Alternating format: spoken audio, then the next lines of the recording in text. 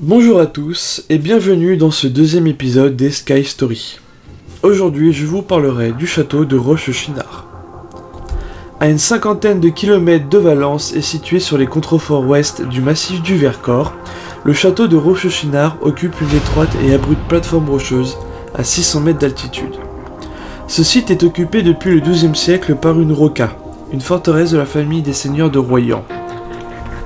Les propriétaires se succèdent au fil des années, mais c'est beaucoup plus tard, vers 1480-1490, qu'une vaste campagne de travaux est lancée par les nouveaux maîtres des lieux, la famille Allemand.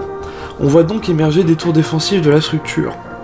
Le visiteur distingue depuis le village en contrebas trois ensembles distincts.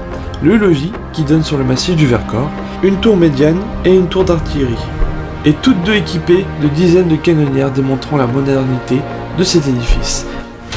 Le château est difficile d'accès à l'époque, il faut prendre de petites routes dans la montagne pour y arriver, ce qui ne laisse aucune place pour la manœuvre. La forteresse est perchée assez haut, donc difficile de la viser. De plus, une fois arrivé devant cette dernière, on se heurte à ses défenses, conçues pour que chaque mètre conquis le soit au prix du sang. Malgré son utilité défensive, elle n'en est pas moins confortable, car la forteresse est équipée d'une citerne et d'un four à pain.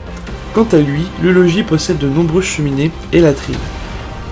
Cette place forte est conçue aussi pour témoigner de la puissance de la famille Allemand et de son lignage. C'est pourquoi on trouvera de nombreuses marques identitaires sur des objets portant le blason de la famille. En 1547, la famille Allemand cède son fief de Rochechinart au maître de la monnaie de Romans, Claude Mosnier. Pendant les guerres de religion, celui-ci se distingue en faisant de son château un îlot de résistance catholique. La forteresse est délaissée avant même la Révolution.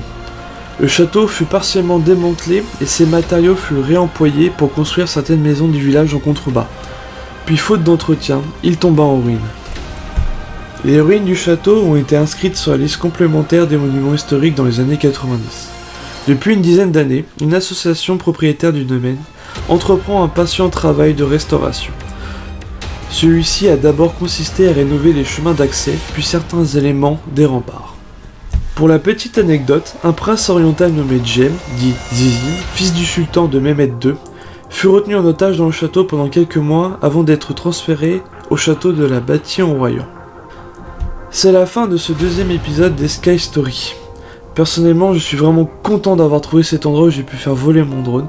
C'est vraiment incroyable le décor de la forteresse abandonnée au milieu de la montagne. Je tiens à remercier son propriétaire de m'avoir autorisé à filmer l'édifice et à le survoler.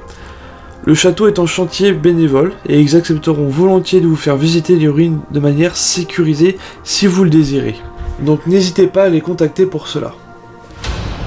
Je vous remercie d'avoir regardé cette vidéo jusqu'au bout. Je vous mets le lien de l'association et de ma première vidéo dans la description. C'était Skyview pour vous instruire. À la prochaine.